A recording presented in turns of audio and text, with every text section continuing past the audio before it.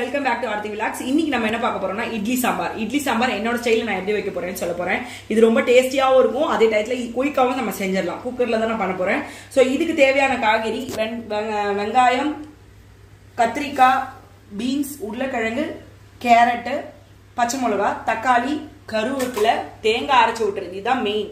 So அதுக்கப்புறம் கொத்தமல்லி, சாம்பார் பொடி, இவ்வளவுதான் நம்மளுக்கு தேவை. இப்போ நான் என்ன பண்ணிருக்கேன்னா இதுல எண்ணெய், கடுகு, கருவேப்பிலை போட்டிருக்கேன். நெக்ஸ்ட் வந்து வெங்காயமும் கத்திரிக்காயும் போட போறேன். ஸோ வெங்காயமும் கத்திரிக்காயும் போட்டு நல்லா கொஞ்சம் வதக்கி விடுங்க.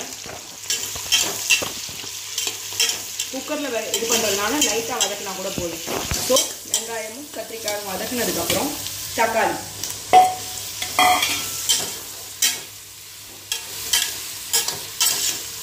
தக்காளி ஆட் பண்ணிட்டு ஒரு வதக்கி விட்டுட்டு நெக்ஸ்ட் நம்ம இந்த காய்கறி வச்சிருக்கோம் இல்லையா, இந்த காய்கறியை வந்து இதுல ஆட் பண்ண போறேன். நான் கொஞ்சம் எனக்கு நிறைய பண்றதுனால பெரிய குக்கரா எடுத்திருக்கேன். உங்களுக்கு கொஞ்சமா போதுன்னா அதுக்கு ஏற்றாப்புல சின்ன குக்கரா நீங்க ஆட் பண்ணிக்கலாம். ஸோ இது இந்த இதுல நல்ல ஸ்டேஜ்ல இதை வதக்கி விட்டுட்டு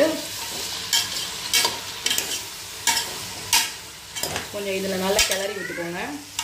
இந்த ஸ்டேஜ்ல நான் தண்ணி விட்டுருக்கேன். ஸோ இந்த தண்ணி விட்டுட்டு சாம்பார் பொடி உங்களுக்கு எவ்வளோ காரம் வேணுமோ அதுக்கேற்றாப்புல போட்டுக்கணும். நான் 1, 2, 3 ஸ்பூன் போட்டிருக்கேன். ஏன்னா இதில் நிறைய சாம்பார் பண்ணுறதுனால ஸோ நான் வந்து சாம்பார் பொடி நிறைய போட்டிருக்கேன். இது வந்து டிஃபன் சாம்பார்.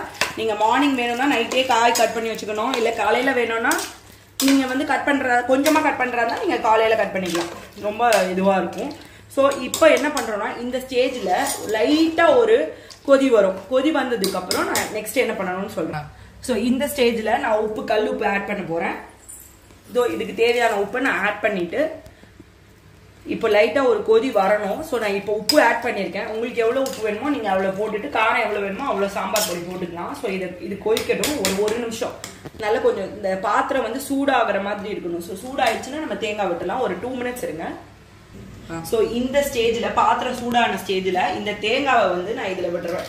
ஸோ இந்த இட்லி சாம்பாரில் ஸ்பெஷலே இந்த தேங்காய் தான். நீங்கள் தேங்காய் போட்டு அரைச்சி விட்டா 2 இட்லி சாப்பிட்றவங்க 5 இட்லி சாப்பிடுவாங்க. ஸோ அவ்வளோ டேஸ்டாக இருக்கும் இந்த சாம்பார். ஸோ நைட்டு டிஃபன் குழந்தைங்களுக்குலாம் ரொம்ப சூப்பராக இருக்கும்.